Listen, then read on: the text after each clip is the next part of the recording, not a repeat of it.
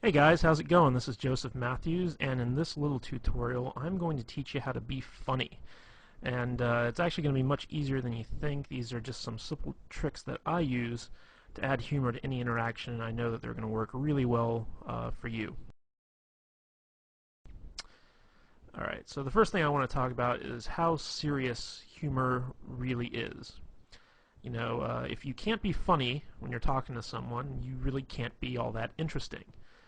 Fact of the matter is, the funnier you are, the more fun you're going to be, and the more people want to hang out with you. So, you need to be as funny as you possibly can in order to attract the most attention.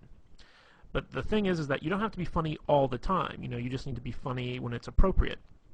And some well-placed laughter will bond a lot of good feelings to you from, the people that you want to basically impress.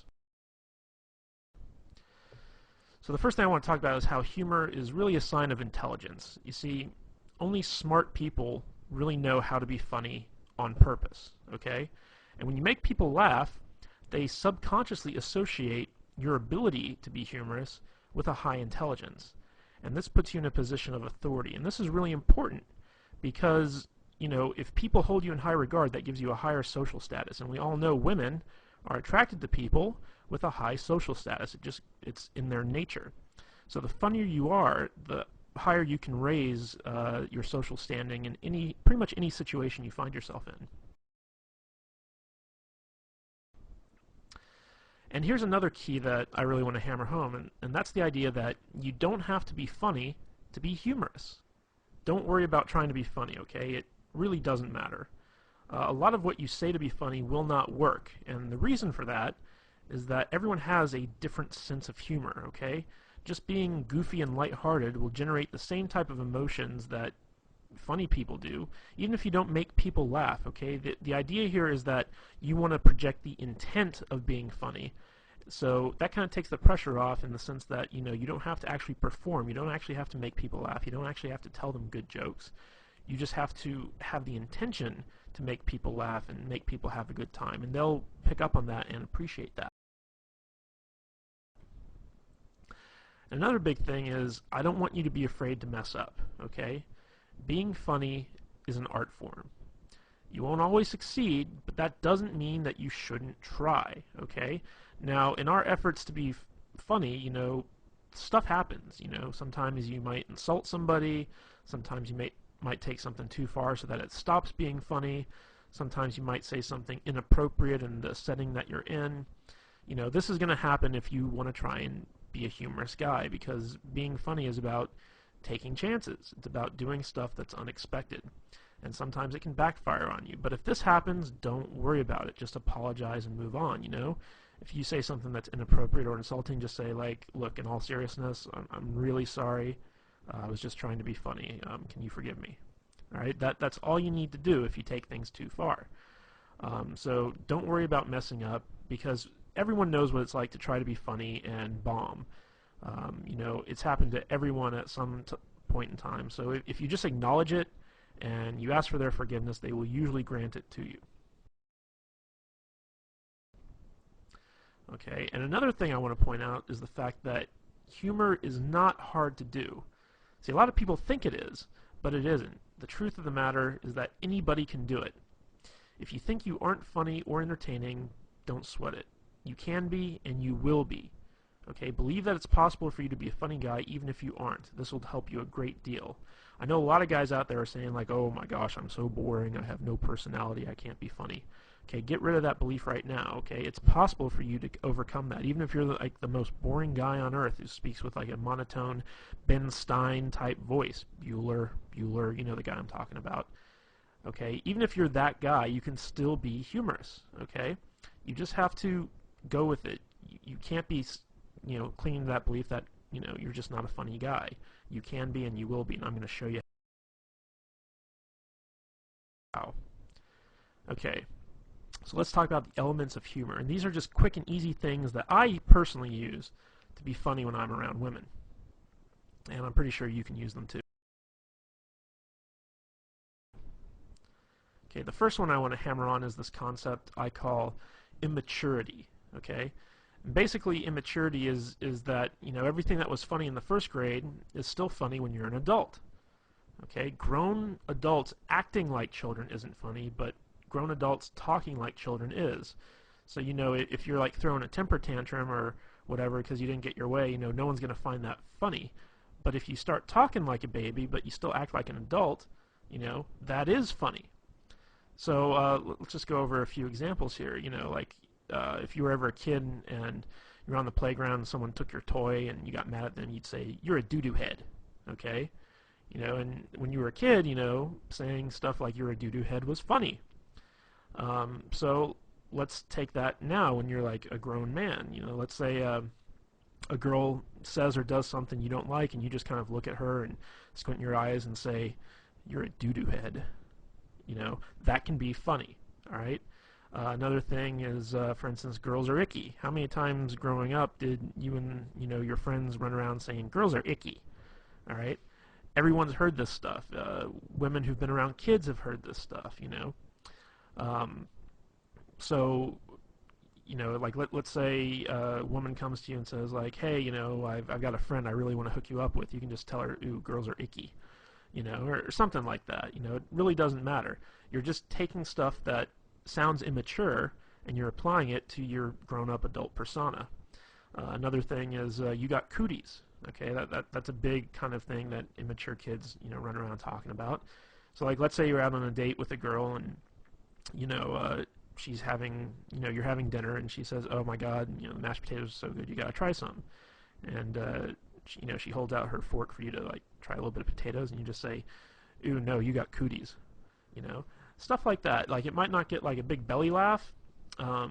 Sometimes it can be if it's unexpected, but most of the time, it's something that's like kind of fun and immature and humorous. So, again, we're creating these feelings that you're going to be a playful type guy when you act I shouldn't say when you act, when you talk immature. All right, the next concept I have, I couldn't think of a really good way to kind of encapsulate this with a word, so I call it going plaid. And this is really a lame Spaceballs reference. If you've ever seen the movie Spaceballs, they have light speed, they have hyperspeed, and then they have plaid. And going plaid means that you're going so fast that you actually turn the color plaid, which is like a mishmash of all these different colors. And basically, I use this concept to explain that you take a complaint or a criticism that someone makes of you, and you own it. And then once you own it, you take it way further than anyone ever really expected you to, okay? So let me give you some examples of this. Let's say you're out with a girl and you say something kind of stupid, and she says, "You're such a dork." But she says it in like a fun way. Like she doesn't really mean it. She just says, "Oh, you're such a dork." And you can respond to that by saying, "You're right. I am a dork. I'm the king of the dorks, as a matter of fact. We always get together once a year and have an election, and I've won like the past 12 dork years in a row. And wait till you see my massive Star Wars figurines collection back at home. It's going to make you so hot you won't be able to resist my dork-like charms." That's what I mean by going plaid, is you take something that could be considered something that's negative, and not only do you own it, but you take it to its most ridiculous extreme. So, let's say, you say something kind of funny, and a girl kind of says jokingly, "Oh my God, you're weird," okay? And, you take that and you're like, "You're right, I'm the weirdest guy you're ever going to meet. In fact, I bottle my own urine and keep it in my refrigerator and label it based on, the time of day and, what month it was." And that's not weird at all. I just think that, it's kind of cool. So you take stuff and you bring it to an extreme, and maybe the urine thing, I just did that off the top of my head. Maybe the urine thing was going a bit too far, but you see what I'm saying. If a girl says you're weird, you say, "You're right, I am weird, but you must be weird too because you're hanging out with me." You take it, you go to the extreme. Another one is when a girl says, "Oh my God, you're so mean." This will happen a lot if you do a lot of teasing. So if you're teasing a girl, she'll be like, "You're so mean. Why are you being mean to me?" And you just look at her and you just say, because I'm a mean person. Duh. I mean, what are you, stupid? Of course I'm mean. I'm the meanest guy you're ever gonna meet. You must be a masochist because when you hang out with me, I'm gonna be so mean to you. So that's what you gotta do when you go plaid. Is you gotta own the stuff that people say about you, and you gotta take it as far as you possibly can. Okay, the next kind of concept I want to talk about is dick and fart jokes, otherwise known as racy humor. Okay? Now, a lot of guys kind of shy away from this stuff, but you can't be afraid to joke about inappropriate stuff with women. Okay? Sometimes guys are afraid that it might be too sexual and it might scare the girl off or whatever, but the fact of the matter is, girls love dirty jokes as much as guys. And, in the off chance that they don't, if it is inappropriate or it's not their type of humor, once you find that out, shy away from it. Don't do it again. But, you should always not be afraid to kind of go out and give it a try. So some of the things I like to kind of lump in with the whole dick and fart joke mentality is exaggerating what women, find attractive. Okay? So, like, let's say that women like tall guys, okay? I'm not saying all women like tall guys, but let's say you meet a woman who does like tall guys, and you're like, oh my God, you're so into tall guys, like, you like the 8-foot giant people, everyone's a a midget to you because you only like guys who are like 10 feet tall. That's what you can do, and you can point out like really tall guys and be like, you see that guy right there over there? Yeah, he's not tall enough for you. Okay, he could be like, a basketball player 8 feet tall. You'd be like, no, he's not tall enough for you. You like taller guys. You like taller guys than that. So take some stuff that women like and exaggerate it. Accuse them of being sexual deviants. This always works really, really well. I don't know why, but when you look at a girl and you start accusing her of being into like some crazy stuff, one of two things will either happen. She'll either completely deny it, in which case you take it further, or she'll play along with it, in which case you take it further. Okay, so let me think of an example of this. Just be like, you could look at her and be like, oh my God, look at you. Like, I bet you're like the type of girl who loves to be like tied up and spanked. Like that totally seems like your personality. Like you're the spanking girl. You just love to spank people. Or you could also take it, be like, oh my God, like you're such a dominatrix in training. Like I bet you have like a bunch of whips and chains at home, and you can't wait to get me home and violate me in all sorts of different weird ways. Like you're scaring me. Like I really don't want to hang out with you right now. Okay, like that's the type of stuff that I mean when you talk about accusing them of being sexual deviants. Another thing is talk about how they want to rape you or take advantage of you. Now, this is a little bit of a role reversal thing because a big fear that women have when they're dating guys is that they're going to be raped or they're going to be taken advantage of in some way. But you can actually use this to your advantage by turning it around and saying stuff like for instance, if she brings you a drink, you can say like, you didn't slip a roofie in this, did you? Because the last thing I want to do is wake up in bed and find out that you completely took advantage of me. Or if she gives you a drink, you say like, are you trying to get me drunk? Because I'm not that type of guy. Stuff like that. You want to kind of accuse her of being the one trying to get you into bed, okay, or trying to take advantage of you in some way. And this is funny, but it also has like some underlying sexual tension aspects to it, which can be really fun. Another thing is to make fun of bodily noises. Like everyone thinks fart noises are funny, and you can just sit there and be like, with your mouth just go, and then accuse her of being farting. Just look at her and be like, ew, I can't believe you, ew, and it's funny because it's obvious you're the one doing it, but you're accusing her, so it gets some laughs. And the last one is to accuse women of having outrageous fetishes. Okay, and this is stuff that where you take the most mundane thing and you turn it into a fetish. Okay, so for instance, like let's say that you're talking to a girl and she's complaining about having to go to the optometrist to get her eyes examined, and you can say something like, you don't fool me, I know your secret, you have an optometrist fetish, like you have optometrist porn at home that you secretly jerk off to, and you can't wait to go to the optometrist because like you're in love with the optometrist. You know, you take mundane stuff and turn it into a fetish. Like, you know, lots of girls love to shop for shoes. So you say, like, oh my God, you have such a shoe fetish. Like, you know, if those shoes were like a man, you'd totally have sex with them. You know, that's what I mean by turning stuff into outrageous fetishes. Okay, recall humor. Recall humor is basically taking what was funny once and continue to have it be funny again. And this is really where inside jokes come from. So basically, take something that you both thought was funny, that you both laughed at, and reference it again whenever you want it to be funny again. Let me give you some examples of this from my own life. There's a TV show on USA Network. It's called Psych, and it's about this guy who pretends to be a psychic and helps the police solve murders or whatever.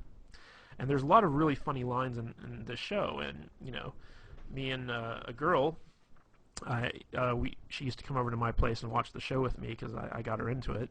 And there was one episode where there was a line that the main character used, and he basically said, "Are you a fan of delicious flavor?"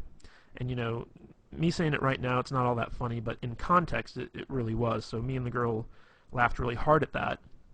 And so every time I'd call her up, I'd start off the conversation by saying, "Hey, are you a fan of delicious flavor?" And she'd of course say, "Yes, I am." And I'd be like, "Well, then I got a treat for you." And then I'd talk about something cool that we were going to do. So that's a good example of recall humor, where you take an experience that the two of you shared, the two of you had a really good, you know, laugh at, and then you bring it up and you apply it to other stuff. Another example of this is, you know, if you've ever seen the movie Forgetting Sarah Marshall, which is kind of this romantic comedy, there's a part in there where this guy basically meets this other guy. He's British, and he says, "You sound like you're from London." You know, he kind of does this impersonation of like a British accent and says, "You sound like you're from London." And I went to go see this movie with a girl, and it was out in the theaters. And this girl couldn't stop laughing when the character said that. She just thought it was the funniest thing in the world. So every time I'd get together with her thereafter, one of the first things out of my mouth is I'd look at her and I'd say, "You sound like you're from London."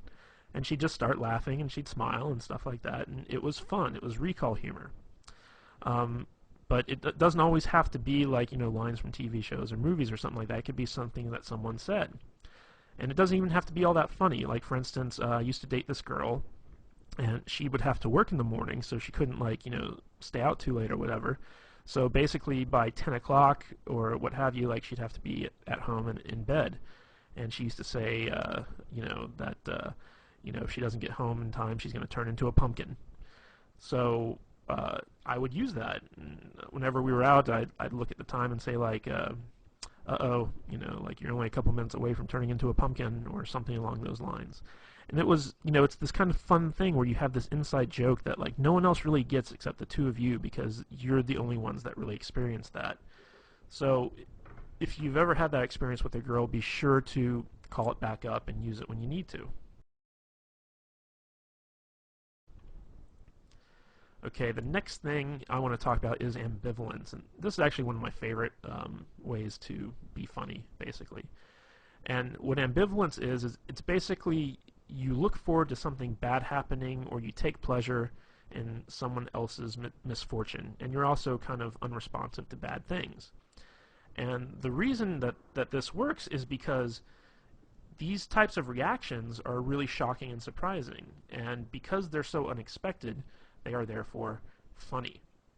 I'm going to use an example of this. If you've ever seen the movie Private Parts by Howard Stern, there's a whole scene in there where he talks about being in Vietnam and thinking it's unfair that, you know, that they miscounted the number of confirmed kills he got, because what he did was he went and he found a school full of Vietnamese children, threw a grenade in there and killed like 80 of them.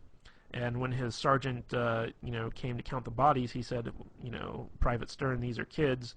That counts as one kill." So, you know, this kind of horrible story about, you know, going to a school and killing like 80 children, and being upset that it only counts as like one kill, That's an example of ambivalence. You know, you're taking this horrible act in wartime, no less, and bragging about it and being upset that you didn't get credit for killing all those children. So that's kind of an example of ambivalence where you take something bad and you actually kind of take some type of delight in it. So a little bit of a better example of this, like let's say you're talking to a girl and she's complaining about how she works really hard but she never has any money. She's like, oh, I'm so poor. You can take a lot of glee in that. You can be like, yep, looks like you're gonna have to start, stripping or walking the streets or something like that. You're gonna need to make some extra money. You just kind of take pleasure in the fact that she's poor, and you start kind of trying to get her to do all these terrible things to make money. Like looks like you're gonna have to be a drug mule. I'm gonna have to fly you down to Mexico and shove condoms full of cocaine up your butt and then take you back across the border in order to help you pay a rent. I mean that's a good example of ambivalence. Another thing is basically being unresponsive to bad stuff. Like for instance the whole global warming thing. Like people are all about global warming. We gotta save the planet. We gotta do this. We gotta do that. And you could be like, nah, screw global warming. I'm cold now. It's like I want it to be hot. I want the world to be warmer because it's freaking cold out and I don't like the cold. So that's another example of ambivalence. And ambivalence really stems from just like being lazy and not caring. Okay, that's how this humor works. Is everything that someone says to you, like you can just be like, whatever, and it's funny. All right, here's another thing I call gayness. Now, I'm not saying that gay people are bad or whatever, but you got to admit that gay people are funny. Gay men, masculine men doing feminine things is always good for a laugh. And stories are also always much funnier when they're told in a gay voice. So, whenever you're hanging out with a girl or whatever and you start talking gay, she's going to enjoy it. She's going to laugh because it's something that's like different from who you really are, which is, hopefully, a straight, heterosexual, masculine man. So, like sometimes I'll be like, hey, it's gay story time, and then like I'll tell like a normal story that I was gonna tell anyway, but just do it in a gay voice. Be like, I'll say something like, oh honey, you don't even know, like, oh my god, the thing with the thing and that guy, oh my god, I can't believe he said that. I'll just go off and I'll riff, but I'll do it in a gay voice. And women, for some reason, I don't know why, they always love it. I don't even think my gay voice is all that good, to tell you the truth, but they like it. Okay, and another great way to use gayness is to pretend to be one of her girlfriends. Like if a girl starts talking about, like something that she'd normally talk about with her girlfriend, I'll be like, wait, pause 1 minute. I'm just going to take my balls, I'm going to put them in this imaginary jar here, like, okay, I'm putting my balls away. I'm totally your girlfriend right now. Just talk to me like your girlfriend. So, sweetie, what's the problem? And then, so it'll be funny and she'll laugh and then she'll start telling me. So you can do a lot of stuff about like, kind of emasculating yourself, acting gay, talking gay, things like that, and, women like it. Okay, another thing is ridicule and teasing. Here's an interesting fact, is that people hate to be made fun of when they're the ones being made fun of. Okay, they hate ridicule when they're the target, basically. However, people love it when other people are made fun of, especially people in authority or people they personally don't like. Okay? So, let's say you're sitting down with a girl in a restaurant for dinner and your waiter's like, a real jerk, or he's not a very good waiter, or whatever. You could start making fun of that waiter. Just start, ridiculing the guy. Don't do it when he's around, but as soon as he leaves, just turn to the girl and just be like, oh my god, that guy's asshole is puckered so tight you couldn't pull a pin from it with a tractor, and she'll be like, oh my god, yeah, and that brings up another thing, is that when you make fun of other people, it creates a sort of bond between the two of you, because it's almost like you're confiding in them your dislike of something else, and you can be united in your dislike for something. So if she talks about something that she doesn't like or someone she doesn't like, pounce on that, start making fun of it, and she'll start making fun of it too, and before you know it, you two have created a bond over that. Okay? So, use ridicule to ridicule other people, but never, ever, ever ridicule yourself or the girl that you're with. Okay? When you turn ridicule on someone else, they'll tend to get defensive, or it'll lower their self-esteem or what have you. What you want to do is, if you're going to target the girl that you're with, tease her. Okay? And there's a difference between ridicule and teasing. Okay? Good-natured teasing is funny, but if you take it too far, it becomes ridicule. Okay? So when you tease a girl, it's kind of, I'll use an example that we used in the past, where you start making fun of an outrageous fetish that she has. Okay, like let's say she really likes Brussels sprouts, or okay, I got a better one. Let's say she really likes Chinese food. Okay, and she's sitting there, she's like, oh my God, this Chinese food's so good, and I'm just like, oh, look at you, you're so into Chinese food. If Chinese food were a man, you'd totally have sex with it. That's an example of teasing. But like looking at a girl and saying like, oh my God, you look so fat in those jeans. That's not teasing. That's being mean. So you want to walk that fine line. But if you ever got to ridicule someone, always ridicule someone other than yourself or the girl that you're with. Make sure that it's someone that she doesn't like, or someone in authority, like for instance the president. Even if she likes the president or she dislikes the president, whatever, it's always funny to make fun of people who have some type of authority position. You can also make fun of her boss, or your boss, or whatever, someone that has some type of authority over you. Alright, the next one that I want to talk about is impressions. Now, the fact of the matter is, everybody loves impressions, even the bad ones, okay? So, if you want to be funny, when you're telling a story, always do impressions of the different characters that are in the story. It could be a story of you and your friend Bob, and every time, Bob says something, you do it in the Bob voice. And the Bob voice can be something like a really high-pitched, whiny type thing. There's a guy in my group of friends, and his name is Adam. And me and my friends always do impersonations of Adam whenever we tell stories. And when I talk about my friends to the girls I'm with, I use this Adam impression. And it's kind of funny because, Adam, he has this really deep voice, but when we when we do our impression of him, we make him sound like a complete idiot. So we'll say like, yeah, yeah, I really like that, yeah. And that's our Adam voice, okay? And it totally sounds nothing like him, but it's a funny voice. So like when we tell the stories to the girls and we use our Adam voice, the girls really laugh, and they're like, does he really talk like that? And you're like, no, actually, he's got like a really deep voice, but we just like to use that voice. And before long, sometimes the girls even start doing the impressions like that. So you don't even have to worry if you can't do good impressions. Like, do bad impressions and then brag about how bad they are.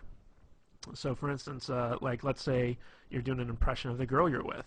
Like obviously it's hard for guys to impersonate female voices, so you can just do it in a really high-pitched, shrilly voice. It's like, oh, I'm so tired, I don't want to go out, why are you making me go out to dinner with you? I don't even like this place. You can start pretending like that's like your impression of her, and she'll be like, I don't sound like that. And you're like, I don't sound like that. And it's a bad impression, but it's funny. And another way you can do this is do impressions of celebrities or really well-known people. If you're talking about the president, do an impression of the president. Doesn't matter if it's good or not. Just take what you've seen done on TV and try and emulate it best you can. People really respond well to impressions because it's kind of like this theatrical performance. Even if it's not very good, like you're creating a whole new character that they can get into.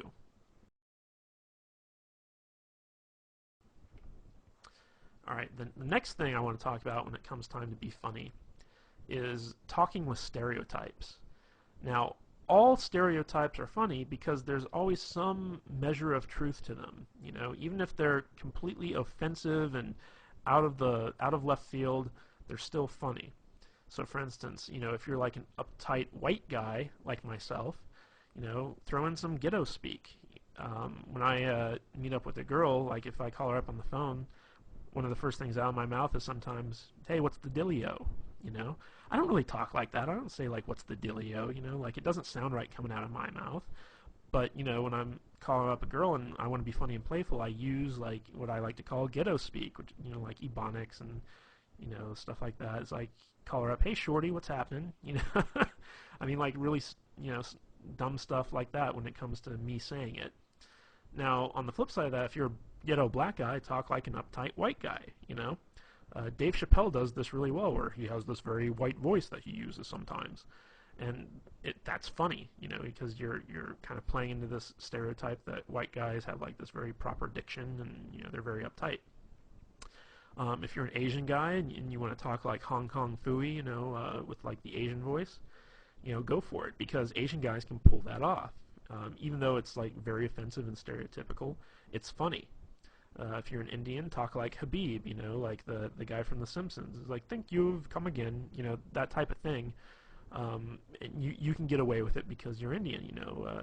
If you know, other people were doing it, it might be offensive, but you got to take stereotypes, and instead of being offended by them, use them to your advantage.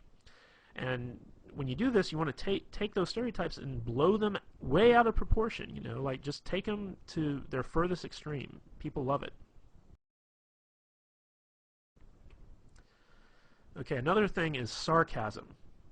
And sarcasm is probably the easiest type of humor to do, but it's the hardest to appreciate. The more intelligent someone is, the more they can appreciate sarcasm. But just a word of warning here, people with low self-esteem, they don't really like sarcasm, okay? Because it can come off as being really offensive. There was the show that used to be on Comedy Central, I don't know if it still is, but it's called The Kids in the Hall. And it was basically a sketch comedy show. And they had a sketch on there called The Sarcasm Man. And basically it was this guy who had a speech impediment where everything he said sounded really sarcastic. And people people were always pissed off with him because it always sounded like, you know, he was just like making fun of them. So, you know, someone would come up to the guy and they'd be like, hey, you know, like, my name's Jim. What's your name? He's like, oh, hi, Jim. My name's Bill. You know, and then the guy'd be like, dude, why are you being so mean? Like, I just came up to introduce myself to you. And it's like, what? I'm not being mean. You know, and it went on like that for like, you know, a good, you know, 10, 15 minutes where the guy was just getting more and more upset, and the guy would have to explain like, oh, I'm not being sarcastic. I have a speech impediment. It's a real problem. And, you know, that was kind of like the punchline to the whole thing. So basically, when it comes to sarcasm, you basically got to act like the person you're talking to is a complete idiot, and you have to lower yourself to their level in order to effectively communicate with them. That's basically what sarcasm is you have a feeling of superiority over the person, and you're kind of poking fun at the fact that they're dumber than you are. And oddly enough, lots of girls really love sarcasm. They really love sarcastic humor, and a lot of girls, as a matter of fact, have a very sarcastic sense of humor themselves. Like, their type of humor is sarcastic. So if you're a guy, you tend to gotta put up with a lot of sarcastic women. So, and another thing I just want to point out is a lot of the stuff I've been going through with you guys with so far in this presentation is stuff I've learned from women. Like, this is all humor that I've gotten from girls that, you know, made me laugh. And I kind of sat down and was like, what is it they do that's funny? And it's very easy for like a girl to act like, you know, she's better than you and she's smarter than you, and she's got to talk down to you in order to do that. If you're dealing with sarcastic humor from someone else, play into it. Just act like you're a complete retard and be like, "You're right. Man can't talk." You know, just go with it. If someone's kind of treating you like that, take it to its, you know, logical extreme. When you're dealing with someone who's sarcastic, you can pull the sarcastic humor all you want. But if you're dealing with someone who's not sarcastic, who has, you know, low self-esteem, who's kind of like sweet or whatever, you don't want to go the sarcastic route. Okay, another thing I love to do is use nicknames. Nicknames can be a lot of fun, and they can be really funny. And the more ridiculous the nickname, the better. One of the cool things about nicknames is that it really does create a bond between two people, because when you name something, you imply a certain sense of ownership, and it also becomes a type of inside joke between the two of you. A good example of this is one time I started dating this girl. Her name was Katie, and her email address was something like Goofy Kate, 123 or something like that. And when I got emails from her, it was always, from this Goofy Kate email address, so I just started calling her Goofy Kate, and eventually that got shortened to Goofy. And every time I'd see her, I'd be like, "Hey, what's up, Goofy?" And she'd laugh and whatever. But to me and her, it was, she was Goofy. That was her name. There was another girl I met where I used to call her Fuzzy Bunny. I don't even remember why. I just called her like Fuzzy Bunny for no real good reason, but that name kind of stuck. She was my little Fuzzy Bunny. And as long as like you're not calling women like really offensive names, like bitch, slut, hoe, even though I have had girls who I nicknamed that never to their face, but whatever. You kind of have this kind of endearing inside joke. And whenever you're in a relationship with someone, eventually nicknames like kind of pop up. So it's always good to kind of like be the first one to go out there and do that and start referring to them in that sense. All right, bad jokes. Good jokes are hard, bad jokes are easy. That's just the long and short of it right there. So if you're going to tell jokes, don't even try to tell good jokes. Just use bad jokes because they're easy. You can go online and find like a billion bad jokes. Word of wisdom, though, the shorter the jokes are, the better.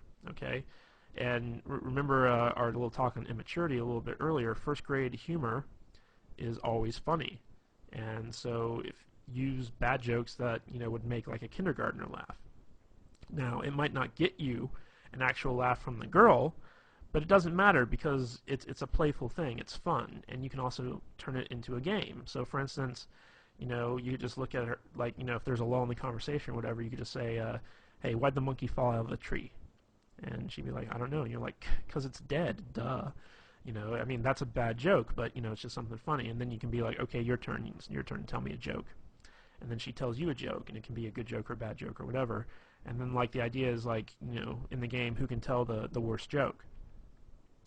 And another thing I like to lump into the bad joke category are bad pickup lines, because once you get to know a girl, like once you're past the point of meeting her and you're actually dating and stuff like that, bad pickup lines actually work.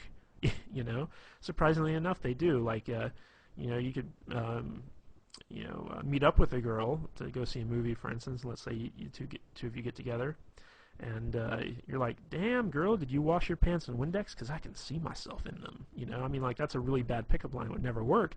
But if you already know the girl and you use that, she's gonna think it's funny. She's gonna let it go. Like, I do this all the time. I take every bad pickup line I can possibly think of, and I use it whenever I meet up with a girl I know. And it's really fun. It's really funny. All right. Another favorite tactic of mine is to steal stuff that's already funny. It's hard to think of funny stuff on your own, but there's tons of stuff out there that's already humorous and will guaranteed to make people laugh. So think of great jokes that you've heard from comedians and well-known celebrities and use them. Talk about them for your own gain. Tell the joke in a story as if you're impersonating the comedian. I don't know if you've ever seen people like Chris Rock and stand-up, but these guys are really, really funny. And you can even say to a girl, it's like, "Hey, you ever watch Chris Rock?" And she's like, "Oh, I love Chris Rock." Then you can say, like, "Oh my God, I saw his stand-up one time, and he has this story about, like the only goal of a guy who has a daughter is to keep her off the stripper pole." And then you can actually go into the exact same routine that Chris Rock uses in his stand-up and just like repeat it word for word, and it's still funny. Like, women get it. Like, then there's this whole other Chris Rock thing about having the dick in the jar. Like how every woman has like a guy friend who, in case she breaks up with her current boyfriend, she goes to him and just uses him for the rebound, and he calls that the dick in the jar. Break in case of emergency. So I love Chris Rock stuff, so I have a lot of his stuff kind of memorized so that if there's a lull in the conversation, or I want to make the girl laugh or talk about something funny or take the conversation in a new direction, I can just pull out, something I love from Chris Rock, Dave Chappelle, Robin Williams, whoever, and just start, reciting it word for word, and maybe even do an impression of them while I'm doing it. So steal stuff that's already funny. It works really good. Okay, now let's talk about self-depreciation. Okay, this is the type of humor where you're basically making fun of yourself. And of course, people love ridicule as long as it's not directed at them. Now, self-depreciation humor actually does a lot of good things on your behalf, because if you're able to be self-depreciating, it shows that you're cool, because you can poke fun at yourself and not get upset. And women really like it when a guy has the ability to kind of make fun of himself, because it shows that he's not pompous, that he doesn't have hubris, and that he's confident enough to kind of take a licking and not kind of get angry or upset. Because whenever someone gets made fun of and they get upset about it, it shows that there's some type of problem with their self-esteem. So people with low self-esteem can't tolerate being made fun of. So if you can tolerate being made fun of, and in fact you make fun of yourself, that shows that you have some measure of confidence and that you're a cool guy. Now, on the flip side of this, it's also a great defense mechanism. So like, let's say someone criticizes you, or whatever. Let's say you're out on a date and you have a run-in with some dude, and he starts making fun of you or criticizing you in some respect. What you can do is you can agree with whoever it is that's criticizing you, and then take it to a ridiculous extreme. This is really important, because this is where the humor comes in, but it's also a good way to deflect whatever criticism someone is heaping on you. So let's say you run into some guy and he wants your chick or whatever, and he's like, dude, you're a freaking loser. Like, what's she doing with a loser like you? And you're like, oh my God, yeah, you're so right. Like, in a few months' time, I'm gonna be like shitting in a pickle jar. I just know it, but I can never really be as cool as you, man. Like, you're such a cool guy. Can you teach me how to not be a loser, please? Like, in fact, take my girl, please. Like, she needs to be with a winner like you. So basically what you're doing is you're agreeing with the guy, and you're taking it as far as it can possibly go, but in a way you're deflecting that criticism, and you're making him seem like a tool, all through the use of self-depreciation. Now, this can also be used to kind of diffuse a mistake or something that you did wrong. So like, let's say that you made a mistake or you did something stupid. You can use self-depreciation to make light of it and then diffuse the awkwardness. So let's say let me give you an example. One time I was out on a date and I accidentally farted, and it was very, very embarrassing. And it was one of those farts where, like, you heard it. It happened. It was there, and it was obvious that I did it. And I just looked at her and I just said, "Oh my God, I totally just farted. I'm so sorry. I've been eating a lot of red meat too, so it's going to be a really nasty one. So hold your nose. Go on, plug it up. Hold your nose. If you smell this, you'll break up with me. I just know it. It's the type of fart that could end a marriage." I basically pointed out the fart, and I just let it go and wouldn't let go of it. I took it to the extreme. I was just like, oh, it's going to be so nasty. Like, I've been eating all the wrong foods. It's going to be disgusting. You're going to break up with me because it smells so bad. It's just terrible. And so, like, I turned what was really kind of an awkward situation to something where she just couldn't stop laughing, And again, that was that kind of led into some recall humor later on, where it was like the fart that would end a marriage. And, she'd say stuff like, well, you farted in front of me and I still didn't break up with you. And I'd be like, oh, yeah, what's wrong with you? So you can use stuff like that. And I want to make the point that if you use self-depreciation, don't use it to point out your own flaws or harp on your own insecurities. A lot of guys will try and use self-depreciating humor to kind of, diffuse stuff that they feel uncomfortable about. Like, let's say you have a big nose, and you make fun of yourself because you have the big nose. That's not a good thing, because what you're actually doing is you're highlighting stuff about yourself that's bad, and you think it's bad, and you don't want anyone else to think it's bad. However, by doing that, you're basically pointing out to everyone, hey, look at all the bad stuff about me. Even if they laugh at it, it's not good. So when you do use self-depreciation, only use it as either a defense mechanism or to diffuse some type of awkward situation.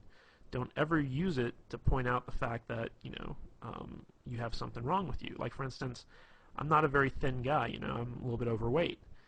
So when I'm out with a girl, I'd never start making fun of myself for being fat, because that's something that I don't want her to kind of harp on, I don't want her to glaze over it.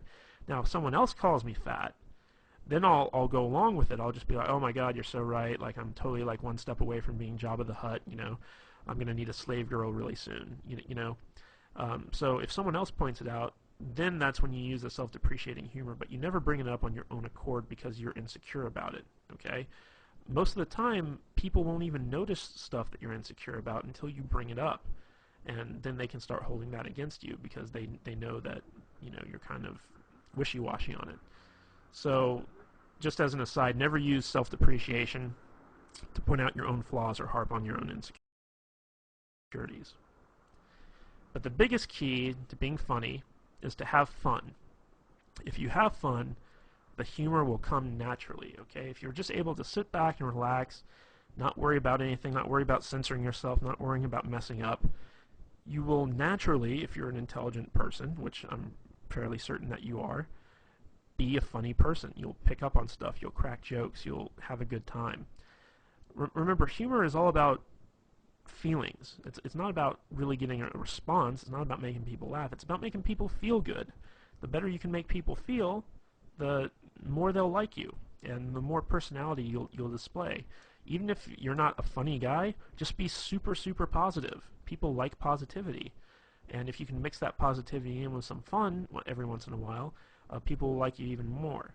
So out of everything I told you about, if you can't even remember one of those little concepts about how to be funny, just have fun.